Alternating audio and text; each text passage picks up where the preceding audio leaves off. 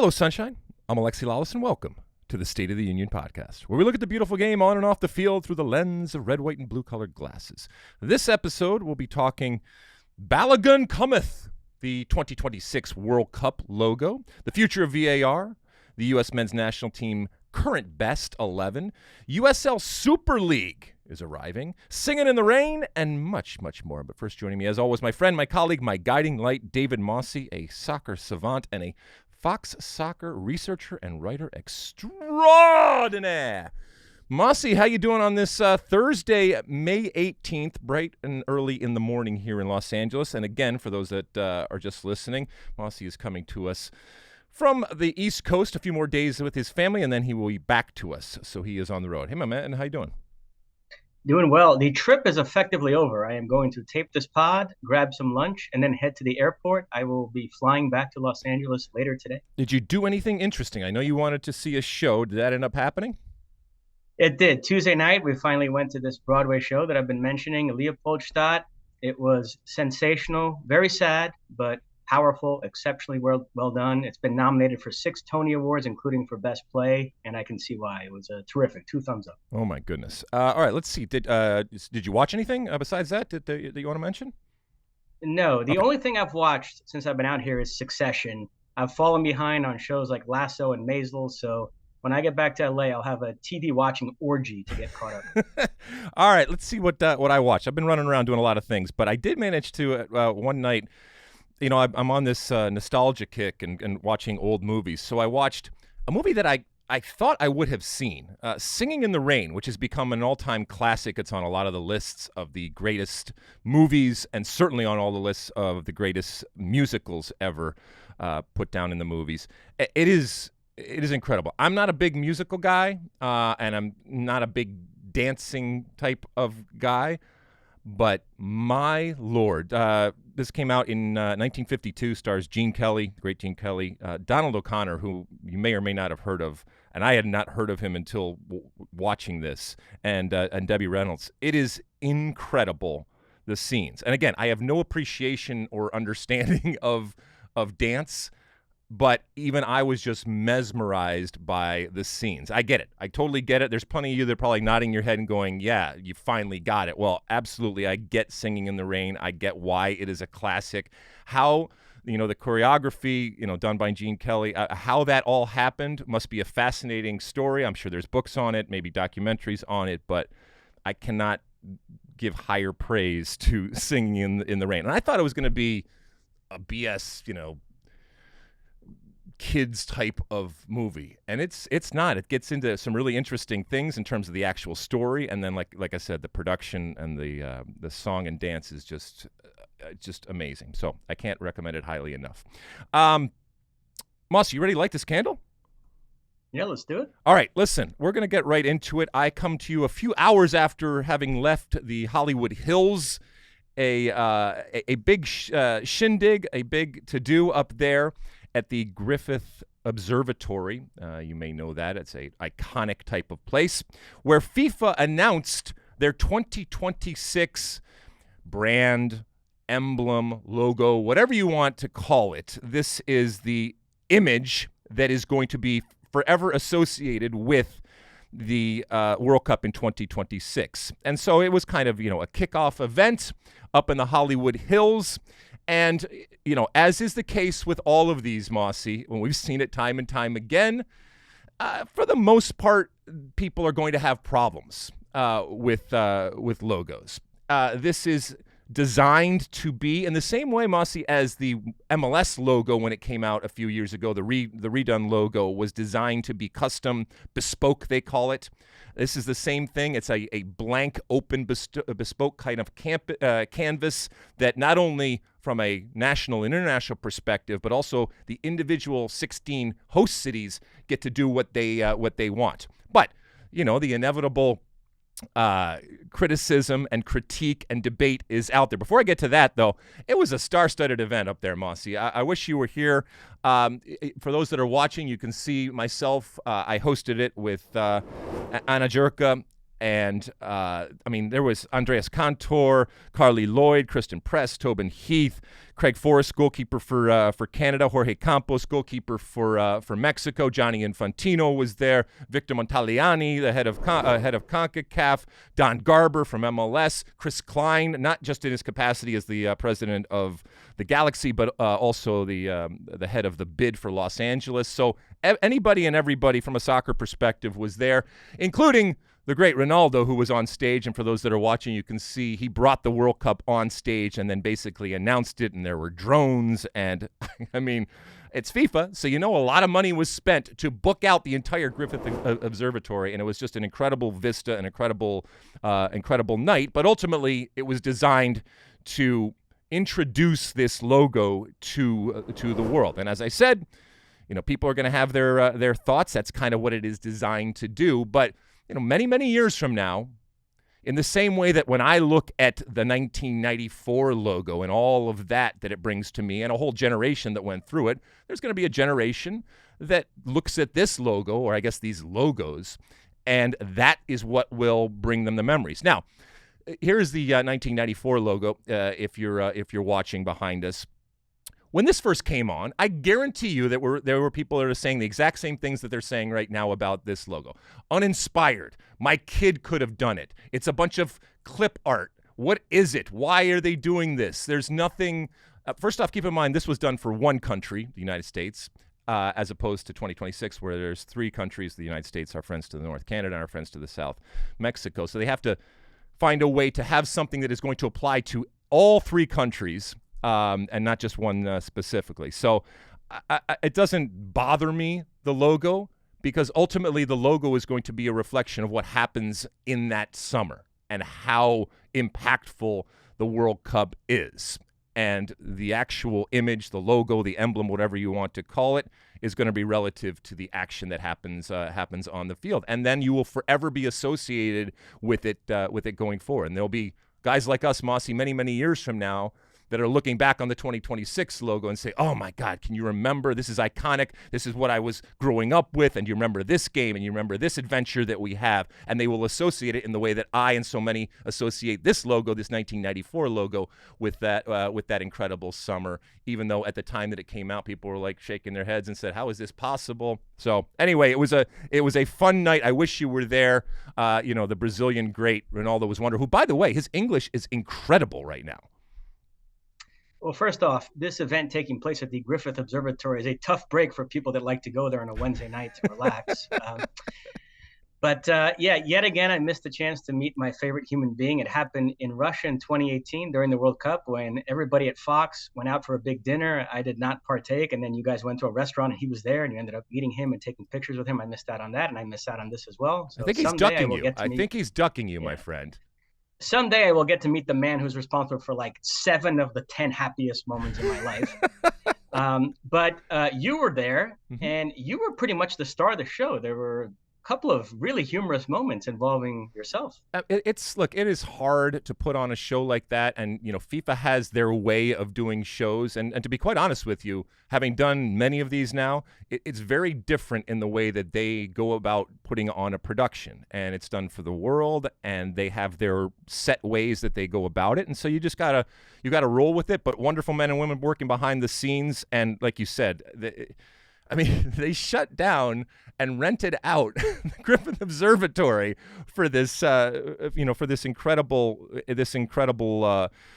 moment. And there's a script and there's a teleprompter, but you got to be able to think on your feet. For example, my IFB, which for those that don't know is how I communicate and how they communicate with me. It's in my ear. Went down, of course. This is the way it's going to go. Went down as I was walking on stage to start, so we kind of had to wing that. But it was fun. We had a good time, and ultimately the announcement happened. Plenty of joking, and my friend Victor Montaliani and Andreas Cantor joking about whether it was what I drink or whether it was what I call the game. I'll tell you, Mosse, there was a time during rehearsals where they were adamant about having me call it football. And in the script, it was football, football, football. And I made a point of saying, no, I'm not going to do that. And even when they put it in the script and it showed up in the teleprompter as football, I made a stand, Mosse, and I called it soccer the entire night. So I'm doing that for you. But can you convince Lexi to call soccer football? Well, I probably, yeah. Well, I'm trying to first convince him to stop drinking Chardonnay and go to red wine. So that's my first challenge with Lexi. But I think by 2026, I think we can get him to start talking about football. That was the great Andreas Cantor, who, by the way, we were reminiscing. I worked with Andreas Cantor when we did the NBC Olympics 3 years ago in the summer in Australia, where we're going back again this summer. So we were reminiscing about doing the Olympic Games, which was his first English language gig. And then Victor Montagliani, the president of CONCACAF there, busted my balls about what I drink. He's a huge wine snob, but it's particular when it comes to red, and I will stand, as the kids say, for my Chardonnay and my Chardonnay on ice, and there's nothing you can say to get to me to change. And there is nothing that you can say, whether it's Victor or Andreas or Johnny Infantino, that can change my mind when it comes to soccer. It's called soccer, and I'm going to call it soccer. But we're welcoming everybody in. Anyway, it was a wonderful night, and we had a really good time. And now, let the chips fall where they may, and everybody's having their opinion as to what this logo is. Let us know what you think about this this logo. And as the days wear on here, I think all of the 16 cities are going to put out their version of it, which kind of dilutes the impact of that one logo. But we'll see how. Maybe that's just an old grumpy guy me talking about.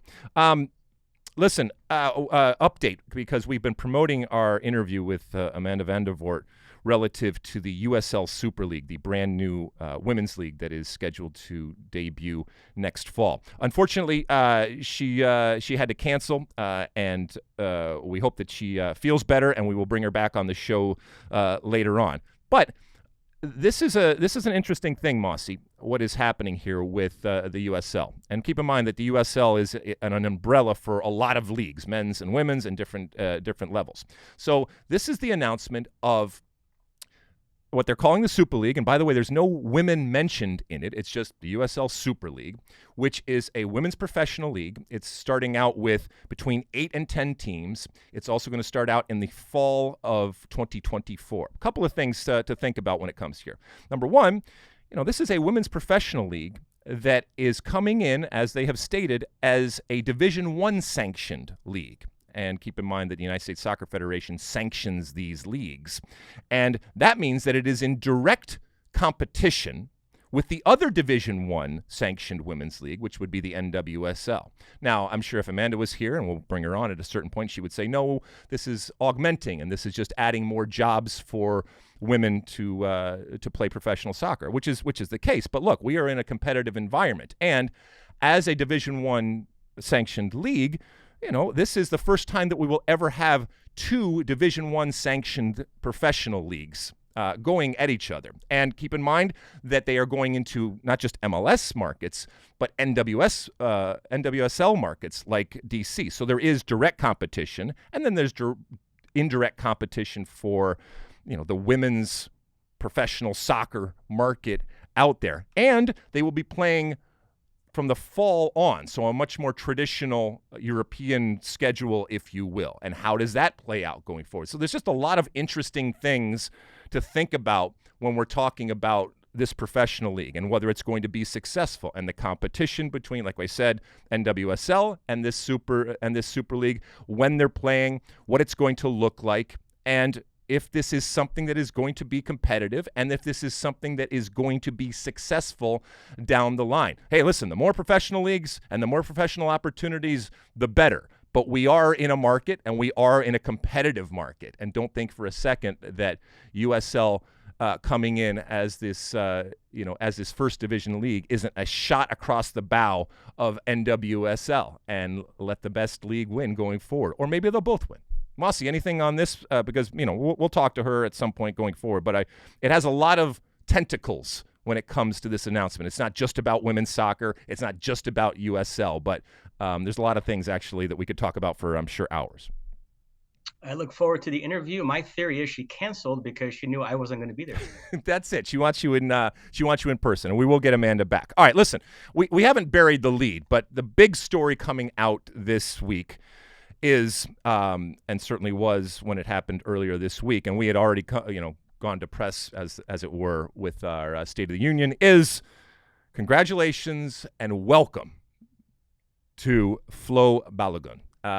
This is, I think, a coup. I think that this is a wonderful bit of news that a young, talented goal scorer who is scoring consistently and plays a position of need when it comes to the national team has, like others, once again, chosen the U.S. men's national team to play for when he could have played for multiple others, including England. So, this happened. And is it necessarily a surprise?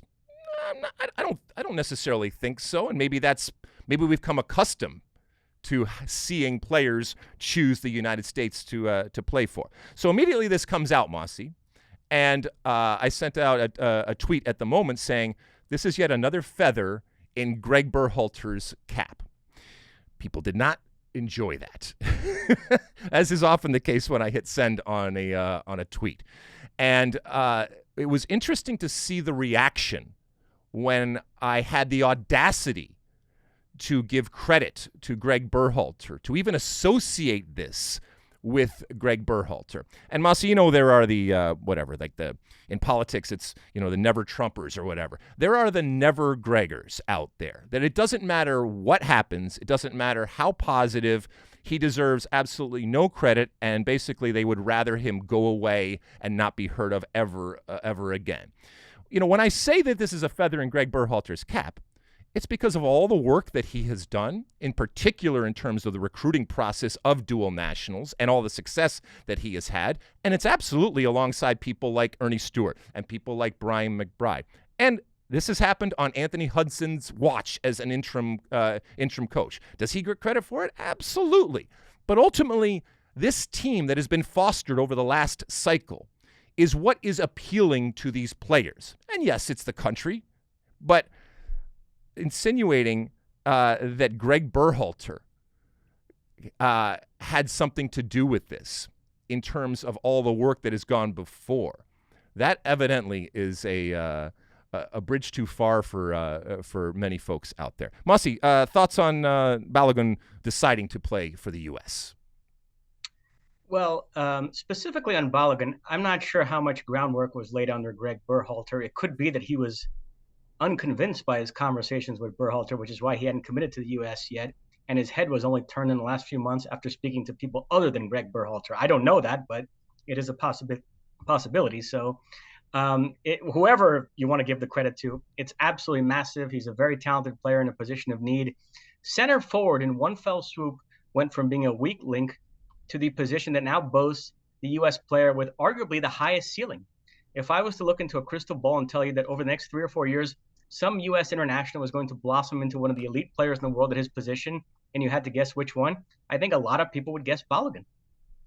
Yeah, I mean, so first off, relative to the Berhalter situation, you could also probably make an argument that, again, there is a mercenary element to this in that Balogun looked at his choices, and certainly when it comes to England, they have depth and talent, and recognized that, this is something that I want to play for a national team, and I want to go to a World Cup. And we've just talked about 2026 and how important it's going to be. And he looked at and read the tea leaves and said, this is my best opportunity. And that's nothing against him. But by the way, this has happened with other players. And as I said before, if that's your initial way of thinking, great. But at some point, I think you have to want to play for this team. And so that's where it gets into, what has been created and the environment that has been created. And look, as I said, Anthony Hudson has taken that environment and continued it on in the absence of Gregg Berhalter. Gregg Berhalter certainly had plenty of other folks out there. Now, when this happened, I also talked about how This is a player that has done nothing yet for the U.S. men's national team yet, and it remains to be seen if he ever will. And yes, we should celebrate and be happy. And I'm not raining on anybody's parade when it comes to Balogun or anybody else that decides it. But again, I had the audacity to say, hey, listen, this might not work out. I hope that it does, but it might not work out. He might not be the savior that we all want. And let's be honest, we all want it. We all want somebody to come in and lead this team to the promised land and do the most difficult thing that is done in the game, which is score goals. And since we have not had a great wealth of talent when it comes to goal scorers, it's understandable that people are all jacked up about this player. But, we've been fooled before. Yeah, the choice was basically to compete with Harry Kane, Victor Osimhen, or Haji Wright. So I think the young man chose wisely. But what I find interesting is, for all the talk about U.S.-Mexico recruitment battles, the U.S.'s biggest dual national pickups in recent years have come from Europe, and particularly England, with Mosse, Balogun, and Anthony Robinson. I'm not as high on Zendejas as others. I think he's just a nice depth piece. Mm-hmm. So in terms of real move-the-needle, starting caliber, significantly elevate the quality of a position guys, it's been really those three I mentioned, Balogun, Mosse, Anthony Robinson, and obviously Serginho Dest, who they beat out the Netherlands for him. So it is interesting. I know the U.S.-Mexico battles get a lot of attention because of the rivalry component of it, bragging rights, but I actually think the biggest pickups have come from elsewhere. Yeah, I mean, but they come, and not only are you winning them in this recruiting war that happens, but these, as you said, these aren't depth pieces. These are now starters, which I think is a good way to lead into, this question of, for example, I did this earlier in the week. If there was a World Cup game that needed to be played today, what would your starting 11 be? And I thought about this, and I probably have to amend this going forward because, keep in mind players like Tim Ream, who was arguably our best player at the World Cup and has had a year of his career, unfortunately, has been hurt and will be hurt for the foreseeable future here. And I didn't put him in my 11, but when I'm talking about my 11, I got Turner. I don't think anybody's going to argue about that. You mentioned Dest, I think, over there on the right-hand side. Zimmerman and Robinson, and that's where I certainly could put Tim Ream in for Walker Zimmerman there. Keep in mind that Zimmerman-Miles Robinson tandem was something that we had hoped to see. And maybe, if the game were today, with Tim Ream's injury, that's who I'd put in the back. You mentioned Anthony Robinson, who I think is a lock Jedi over there on the left-hand side. This is where I probably messed up, and I probably should have changed. Tyler Adams is hurt. Now, he's a lot further along in terms of his recovery, and potentially, there were talks about him even be available before the end of this EPL season. I have him in there, and certainly if he is back, I don't think that anybody's going to scream and yell about that. That trio that we saw in the World Cup with Weston McKennie and Yunus Musa, Christian Pulisic on the left, Timothy Weah on the right, and then, yes, Balogun up top. Now, what has he done to deserve that? From a national team perspective, nothing. And we know it doesn't always translate. But the pedigree and what he has done at a club level on a consistent level, and the fact that there is this dearth of talent when it comes to a goal scorer for the national team, I'm confident and comfortable putting him up there. Any changes that you would make there, and I know we probably have to put a star next to Tyler Adams. If he's not there, maybe if it's a more attacking type of lineup, Gio Reyna finds his way in there, or then you go back to the it could be an Aronson, or a more defensive way would be an Acosta, or those types of players that some of the usual suspects that we have seen. Yeah, I prefer to frame these sorts of lineups if everyone was healthy and available. Okay. So I don't mind Tyler Adams being in there, and I would put Tim Ream in. I think the conversation should be, what's the best U.S. lineup right now if everybody was healthy and available? But yeah, no, I pretty much agree with most of the lineup you picked. And yeah, the U.S. has a busy summer coming up. They have that Nations League semifinal against Mexico. And then if they win that, the final against Canada or Panama, and then the Gold Cup right after that. They were confronted with the same situation in 2021. The way they approached it then, I know you kind of bristle at this framing, but they sent what everybody considered the quote-unquote A team to the Nations League with all the European-based players, and then they sent what people call the B team to the Gold Cup with more MLS-based squad. So if they repeat that approach this summer, then Balogun would in theory be in the Nations League squad, and his first game for the U.S. would be that semifinal against Mexico, which would be absolutely fascinating. Yeah. All right. Well, let's see. What else do we want to do here, Mosse? McKennie. Oh, news about Weston McKennie, right? Well, Balogun segues into that because he now joins this Yanks Abroad transfer discussion that we've been teasing that we're going to have at some point, because he's an Arsenal player on loan with Hans in France, and he's made it clear to Arsenal that he thinks he's at a point in his career where he needs to start every week. Arsenal are not willing to offer him that with Gabriel Jesus there, and Arsenal are planning to spend a lot of money this summer, so they seem to view Balogun as a player that could bring some money back. So all the talk that he's gonna get sold. So we'll be interested to see where Balogun ends up this summer. And yeah, all sorts of other rumors involving U.S. players. Weston McKennie, as you mentioned, is now being linked to Brighton, which would be a really nice landing spot for him and would really throw Premier League pundits for a loop, because they've been hammering McKennie based on his performances for Leeds. They're saying he's not any good. And Brighton, who are widely regarded as the smartest team in England, apparently want to sign him and spend pretty good money by Brighton standards. So now what are they going to say? Brighton's a team that's probably going to lose Alex McAllister and Moises Caicedo this summer, so there are going to be minutes available in that midfield. Up top, they just signed a Brazilian player I love, João Pedro, who is coming from Watford. So Brighton is a team I'm going to have my eye on next season anyway because of João Pedro. And then, yeah, they might add Weston McKennie as well. Yeah, I mean, I think that this highlights, first off, the value of Weston and how certainly teams that and individuals look at Weston and the type of player he is. And he's, right in that kind of sweet spot where there's the physical part, which he's certainly able to get down and dirty if need be. But, I think over the years and certainly his time in Italy, he wants to play, and he has a confidence and a swagger to be able to play.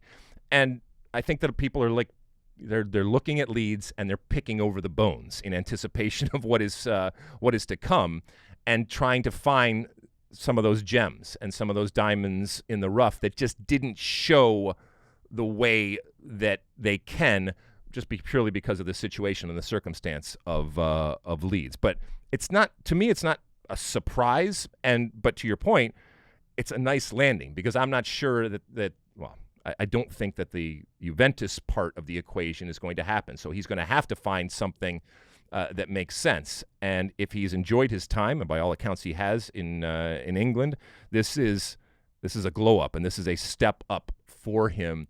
And I think it plays into who he is much more as a player than Leeds did.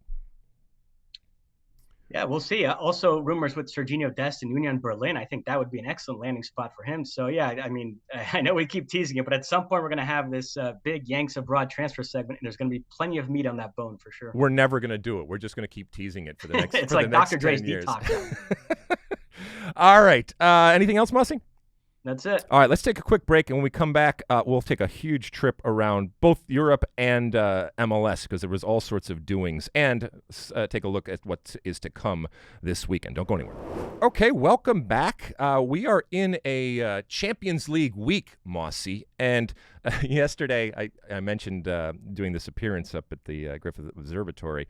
I was in a trailer. They had trailers and everything with Andres Cantor, and at one point we were doing rehearsals, and it was happening during the City and Real game. And so we had to find a way to get the game on in our trailer, and then we had to find a way to postpone going out to rehearse as long as we possibly could. Good thing is we're at a FIFA event, and so soccer is king, and everybody came to the knowledge and recognition that, hey, this big game is going on. But before we get to that one, Inter Milan, AC Milan. Should we start there?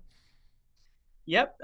Champions League semifinals second legs were this week. We'll take them in order. Tuesday at the San Siro. Inter finished off AC Milan. They had won the first leg 2-0. They won the second leg 1-0. Lautaro Martinez with a second-half goal set up by Lukaku. A left-footed shot he squeezed past Mike Mignon. AC Milan had two good chances in the first half with Brahim Diaz and Rafael Leão, but couldn't score, and that was that. So 3-0 aggregate triumph for Inter Milan. They're off to their first Champions League final since 2010 when they won the treble under Jose Mourinho. They are the first Italian club to reach the Champions League final since Juventus in 2017. And look, congratulations to Inter Milan for what they have done. And this is a bigger conversation we'll have probably later. What has happened with Serie A. I don't think it's completely changed everything, but the perception has undoubtedly been enhanced by the success of not just these two teams, but what Napoli has done and all that kind of stuff. So that's a good thing. But when it comes down to Inter and Milan, there was only one team in this back and forth, and they proved it again. And the better team is going through, but I'm not sure it's even close to what they are going to face when it comes to the final. So let's thank AC Milan for their efforts and move on. Yep. And then on Wednesday, we witnessed a murder at the Etihad. Manchester City demolished Real Madrid. Their performance was out of this world. 4-0 second leg triumph. Bernardo Silva, Militão on goal, and Julian Alvarez accounting for the scoring. So Manchester City claimed a 5-1 aggregate triumph without Erling Haaland scoring a single goal in the tie. They avenged last season's semifinal elimination to Real Madrid. They're off to their second Champions League final in 3 years. It will be Inter versus Manchester City, June 10th in Istanbul. Manchester City overwhelming favorites to capture their first Champions League crown. As you mentioned, even with Erling Haaland not scoring, this may have been the apex. This may have been the best we have ever seen Man City play. And that also might be the worst thing that could happen, especially to have it happen just in the semifinal. And look, they are not playing a Real Madrid in the final, with all due respect to Inter Milan. They will come in, Man City will come into this final as the favorites, as they should. I think they are miles better than Inter Milan, but until the whistle blows and they actually play the game, you don't know. What happened here, Mosse, and over the last few years, we've talked about Real Madrid, where they just find a way, and you're left at the end of the game going, how is it possible that Real Madrid won? This City team, in this moment, they made Real Madrid look mediocre and great. Some superstar, elite, iconic players on the field for Real Madrid that had no answers. You saw Modric dribbling out of bounds and an inability even to play out of the back when they tried. I mean, the smothering effect was incredible and awe-inspiring. And if you're Pep, you have to just sit back and clap your team, I guess to a certain extent, clap yourself for what this was, because this was the culmination. This was everything that he talks about in terms of the possession that they had, but also when they lost the ball. And the closest thing that we have seen to a Barcelona-esque type of dominance in a game. And it was something to behold. Yeah, I think they are headed for a treble. They're most likely going to clinch the Premier League title this weekend. We'll get to that in a minute. Then they'll have the FA Cup final against Manchester United June 3rd at Wembley. And then, as I mentioned, the Champions League final against Inter June 10th in Istanbul. I think they're going to win all three trophies. And the conversation we're going to be having in a few weeks is, where does this Manchester City team rank in recent European history? You could take it back to the United treble team in '99. You could take it to Pep's Barcelona team that won the treble in 2009, the MSN Barcelona team that won the treble in 2015. Whatever you deem the best Bayern team from the last 20 years, whatever you deem the best Real Madrid team in the last 20 years, there are 5 or 6 teams you could throw into that discussion, but they are in that rarefied air. I think that's where we're headed. If they do win the treble, it enhances Pep's legend even more, and it sets up, as Michael DeCourcy wrote about recently in the Sporting News, this fun Haaland versus Messi, club versus country Ballon d'Or debate. Oh.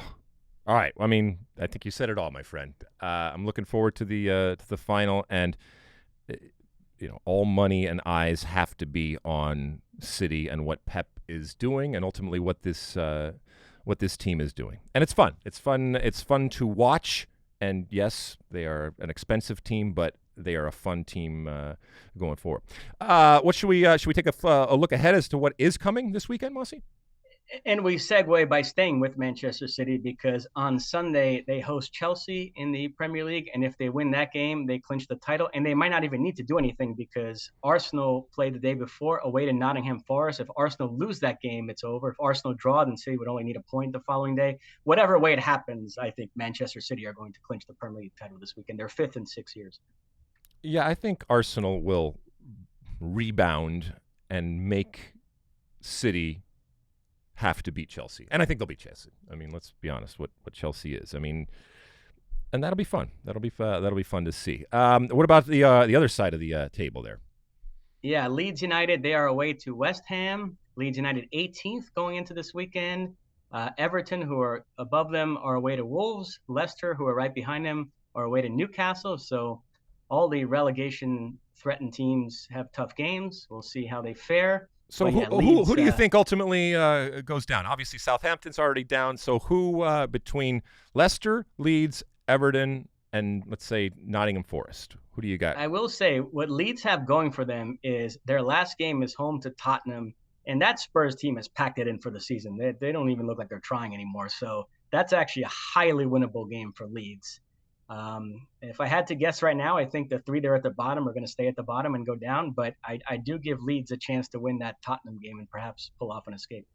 Okay. All right. So and Everton continues on. All right. Good. And incidentally, in terms of who's going up, we now know the championship promotion playoff final will be Coventry against Luton Town. That's not this weekend. That's the following weekend at Wembley. Luton's starting goalkeeper is Ethan Horvath, American who's on loan from Nottingham Forest. So we'll keep an eye on that. We'll preview that one next weekend on the pod. Okay. Bundesliga, what do we got going over there? The one legitimate title race we still have left is in Germany. Bayern 1 point ahead of Dortmund with 2 to play. Bayern with a very tough game this weekend. They are home to third place Leipzig, while Dortmund are away to Augsburg. We'll see if super sub Gio Reyna can impact that game. Terzic, by the way, he did acknowledge that Gio Reyna is making it very tough on him with these substitute performances to keep him on the bench. Not tough enough to start him, though. I mean, if it's that tough, then start him. All right. What about domestic? Because there was a slate of games, Mosse, when it came to MLS. It crept up on me. I didn't even recognize or realize it until I woke up in the morning and said, "Oh my goodness, there's all sorts of MLS games." We had those on also. In our trailer up there at the FIFA event and all the different goings on, and we're not going to go through every single one of them. But what stood out to you? Well, because we talked Balogun in the first segment, we kind of want to keep this U.S. Center forward theme going throughout the show. So the 2 games we picked out: FC Dallas with a 2-1 win over Vancouver. Jesus Ferreira with both goals. He's now up to 8 on the season.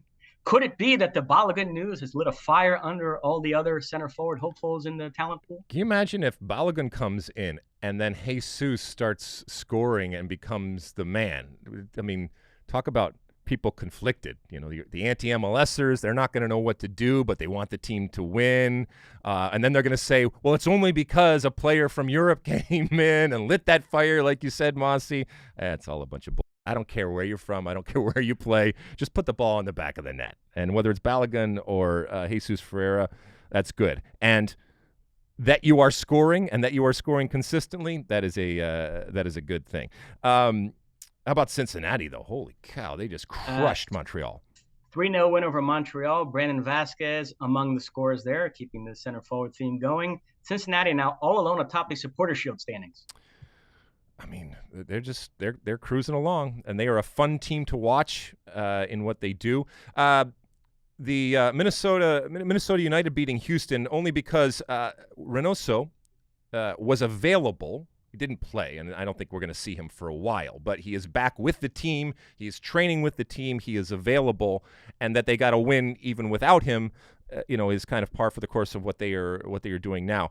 Also, the up and down type of situation when it comes to coaches on the hot seat. So Neville, Nashville won 2-1 against Miami, so there's another loss for Neville, and Greg Vanny with the Los Angeles Galaxy losing 2-0 in Columbus. So the hot seat continues, and LAFC, and we talked about Kansas City, so that Vermes hot seat, he's now put together a couple of good results, including getting a point at LAFC last night. So that's a good point against, arguably the best team in the league. And then Seattle losing at home, which is not something you see often, to Austin, who we had not completely written off, but said, hey, they are struggling. So that's a big notch when it comes to Austin, and a needed one.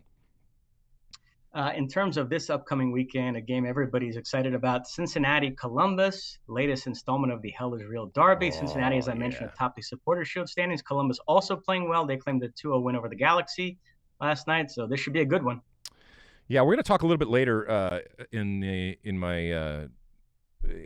Ask Alexi about expansion and rivalries and all that kind of stuff going on. But the Ohio soccer scene and the hell is real type of thing, especially with what we've talked about, or how good Cincinnati is, and to be honest, how good Columbus is.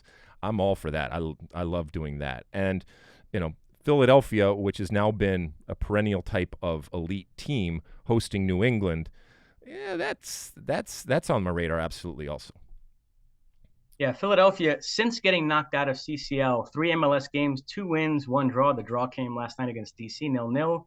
But they've played pretty well and transitioning off CCL and focusing exclusively on MLS. They did get knocked out of the Open Cup, so that's disappointing. But, yeah, we'll see if Philadelphia can shoot up the standings here in the Eastern Conference. I agree with you. This is a really interesting matchup, them facing New England. One more that I just mentioned because, teams struggling at the bottom. St. Louis is hosting KC, and so that Peter Vermes ship that maybe has been righted going in to St. Louis, which we know is difficult, but St. Louis is fallible, and that might be another opportunity for 3 points. I know you wanted to mention some Liga MX stuff, right?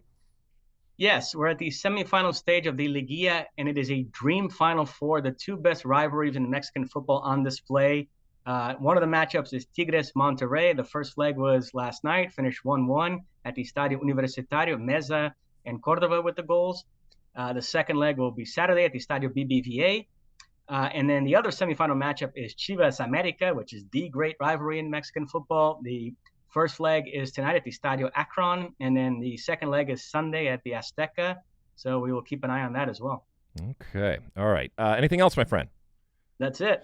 All right, let's take another quick break. When we come back, it's time for Ask Alexi, and I think we got an interesting voicemail. Don't go anywhere.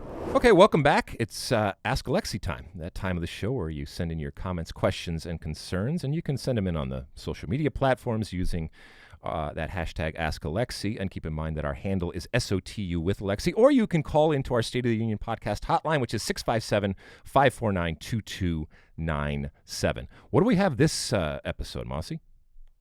We have a voicemail. Let's take a listen right now. Hi, Alexi. Hi, Mosse. This is Jonah calling in from Chicago. I had a question for you guys. I've been listening to the podcast for a long time, every Tuesday, Thursday on Spotify. Love it so much. But I was wondering, when do you guys think MLS is going to stop with the expansion? It feels like this new San Diego team coming in, we might have hit a limit on how many teams we can have in the MLS. I was wondering what that magic number is. Is it 32 like the NFL, or is there a different one that MLS can take on? Let me know. Thanks, guys. All right. Thank you, Jonah from Chicago. Look, this is an evergreen type of question, and my feeling on this, I think, has changed. Maybe it's matured, I don't know, over the years as I have gone through this. Keep in mind that, for example, when MLS came online back in 1996, we were constantly beating the drum of don't make the same mistakes twice. And if you look at the NASL, the expansion that happened, it ultimately was not beneficial to the league. You're at, as Jonah said, you're going into the 30s here. For a league that started back in 1996 and at times had 12 teams. So it has been rapid expansion. If you're listening to this, we are recording this on Thursday morning. By the time that you are listening to this, I think that the San Diego expansion MLS team will have been announced. By the way, for $500 million expansion fee, which is a dramatic escalation and increase in a expansion fee, going from $300 million to $500 million, which is pretty amazing. It says a lot about the business. I'm sure that there are MLS owners and Don Garber that are very happy about that valuation when it comes to expansion teams. But while I, from 1996 on, always talked about and guarded against making the same mistakes twice, I find myself looking at, for example, this is San Diego, which would mean that there are now San Diego will have an MLS team. LA obviously has 2, and then San Jose. Keep in mind that California is 40 million people. England is 50 million people. as an entire country. And we're talking about a state that has one of the largest economies in the world when we're talking about California. And there are plenty of markets and options that could accommodate and sustain many more MLS teams. You're talking, like we said, San Diego gets announced, Orange County, the Valley, the Inland Empire, Sacramento, even San Francisco, Fresno. It goes on and on and on as potential markets. Now, just because there is a potential market doesn't mean that you have to be in there. Now, that's just in California. And then you go into the Detroits and, the San Antonios and back to Tampa maybe that continues on out there. So I don't know where this stops, and I don't know if it will stop, and most importantly, I don't know if it should stop. Now, does it get to a point, you mentioned the NFL with 32 teams, does it get to a point where as an entire first division league, is it not workable? And we've talked before about the potential for an intra-MLS type of split where you have MLS 1 and MLS 2.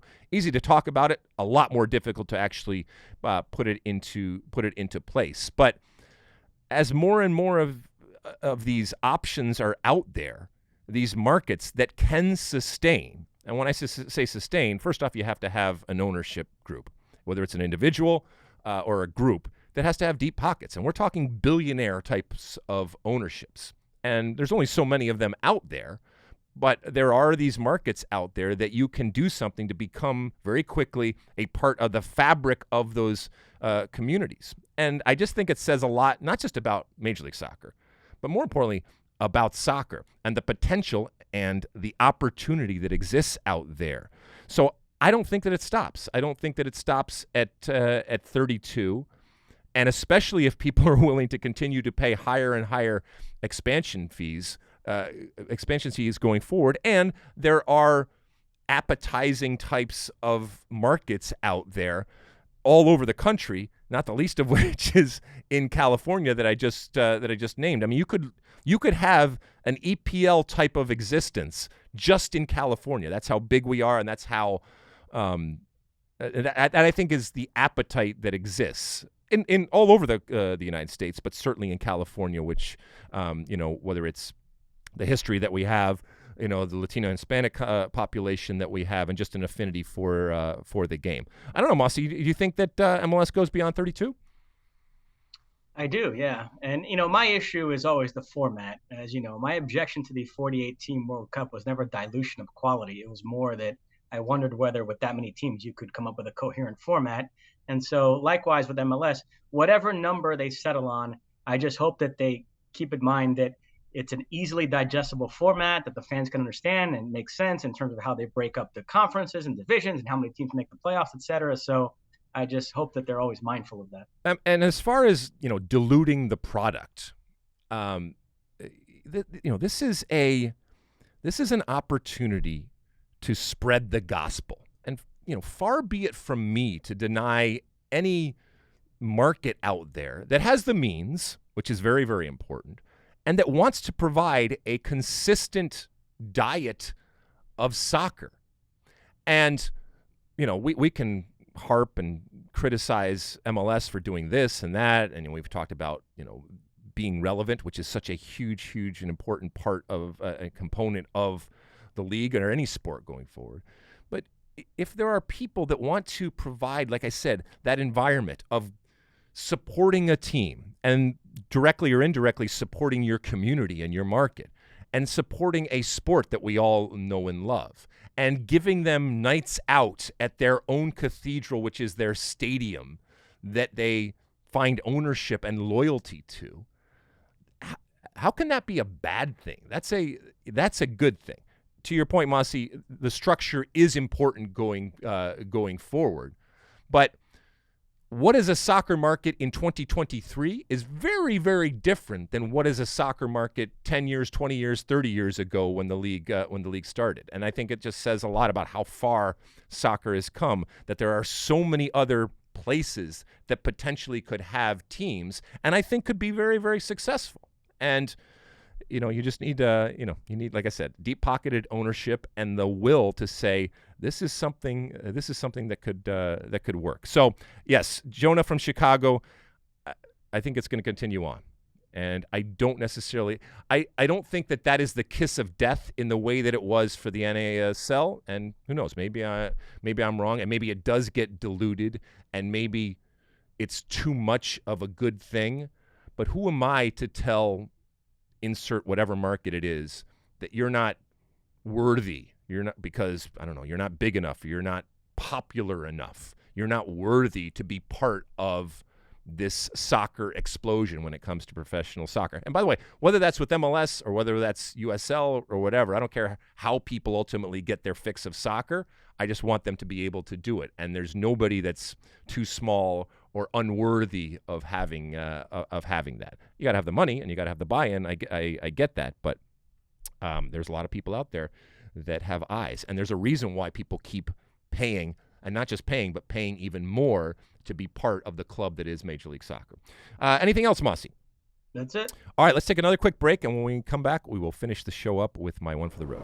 Okay, welcome back. It's the end of our show, and at the end of each and every show, I give you my one for the road. VAR. It's evergreen, Mosse. I was interested to see Howard Webb over the past week make the rounds and go on, what was it? He was a special guest, I think, on Monday Night Football, to explain, not just explain VAR calls, and keep in mind Howard Webb was once in charge of Pro and was heavily involved in the implementation of VAR in Major League Soccer, and worked for many years and was wonderful over here, and now he's gone back to England, and so now he's in charge over there. And he actually went on and not only explained VAR calls, but for the first time, he provided game audio and released it publicly for the first time for EPL.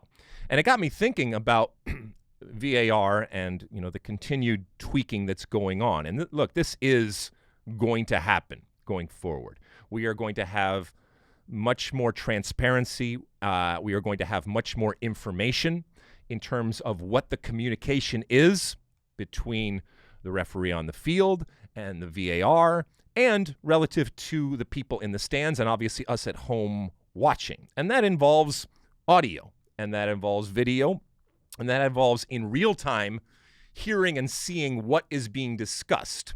And by the way, while I want it from a fan perspective, if I was a referee at the highest level, I would want this to come as soon as possible. Are there potential problems? Yes, you're dealing with security issues possibly. You're also dealing with a performance that traditionally is not associated with referees. Now, when it comes to our American football, that performance and that announcement and that informational connection is something that is part and parcel of what we see. But from soccer, it hasn't been. Although, it reminded me of a few years ago during the pandemic and the MLS's back tournament happening down there in Florida, when everybody just kind of said, let's do whatever the hell we want. And MLS had us listening into what was going on with the VAR. And at the time, that was not only revolutionary, but it was also kind of against the laws. That's not what FIFA wants to have happen yet, but it is going to happen as we get closer. And so VAR is not going anywhere. As a matter of fact, it's only going to become more enhanced. And that's not necessarily a bad thing, but the communication and the understanding, it was already on display a couple years ago. And so from an MLS perspective and from an American perspective and Canadian perspective, we've already seen this. It can work. It enhances the viewing experience. It enhances the entertainment. And purely from a referee perspective, it gives, I think, referees a much more human face. It gives us, I think, not just a peek into what is happening, but a better understanding. And therefore, even if it's a call that we ultimately disagree with, I think it humanizes the referees, and it gives us, like I said, more context in which to have that disagreement. I'm not saying the disagreement is going to go away, but it gives more context going forward. And so this is the wave of the future, as VAR is the wave of the future. That train is not going back. The genie is not going back. Whatever you want to use, it is not happening. And as a matter of fact, it's not only going forward, but it's going to be enhanced when it comes to the audio, and I think the real live audio that we are going to see and hear when it comes to the games and these calls that now are so important, and understanding why these calls are made are so important going forward. And that's a good thing. I think that's a good thing for the game. Mosse, anything before we go? Well, as a Brazilian countryman of mine reminded us on Twitter, you wish VAR existed back in 1994 at that World Cup. I was cheated. I was cheated out of a goal. I mean, while Maradona's goal would not have counted back in 86, my goal in 1994 against Colombia at the Rose Bowl would absolutely have counted. First off, I was onside, all right? So the flag would not have come up because now we know the ARs are told not to put the flag up, and the whistle would not have blown. But this actually went in right before the whistle blew. So in modern day, we would have looked at this. They would have said, he is onside. The shot was taken and the ball crossed the line before the whistle blew, and therefore this is a good goal. So I was robbed of a goal in the World Cup. And by the way, I smashed this one. Whoa! Upper 90. Love it. Love it. Love it. Yeah, this was our good friend João Renato Alves with the tweet. I'll do a little translating here. He said, se houvesse VAR em 1994, a Copa do Mundo poderia se orgulhar de ter gol de Alexi e Lalas em sua história. If VAR existed in 1994, the World Cup could be proud of having a goal by Alexi Lalas in its history. So it's all right. That tournament turned out okay for me. I'm good. I mean, I was sitting up there at Griffith Observatory last night drinking some fine wine and hanging out with Ronaldo and Gianni Infantino and all the incredible players and legends and stuff like that. And the only reason that I was there was because of the 1994 World Cup. It changed, as I say before, it changed my life forever. I lived that power, and so I'm okay with this. But it was a goal anyway. You slice it. Mosse, anything before we go? One last thing. I do want to wish our director, Erin Schechter, a good flight. She is headed to New York today. It's almost like she planned passing it to in the arrive night, right? there the day that I'm leaving. Yes. In her absence, fellow USC grad Gabe will be stepping in. Now, Alexi, if Gabe performs well and takes Erin's job, what is the baseball reference we would make to describe that situation? Wally Pipp, is that what it is? Wally. Correct. Wally Very pipped. good. Yes, she could get Wally pipped. So enjoy that trip back home. But you might come back and we might have moved on. But I don't know. I don't think anybody can live up to her. She is that good. All right, listen. We will see you and hear. You will hear us and see us next week with more shows. We appreciate everybody tuning in and reviewing and rating and subscribing and doing all the different things that you do. And whether you're sending in questions using that hashtag #AskAlexi on all the social media platforms, or like Jonah from Chicago did. By the way, he said he listens on Spotify. We love that you listen on Spotify. Watch us on YouTube, Apple, all the different platforms out there. But Jonah decided to call in on our State of the Union podcast hotline, which is 657-549-2297. All right, we will talk again next week. And until then, and as always, my friends, size the day.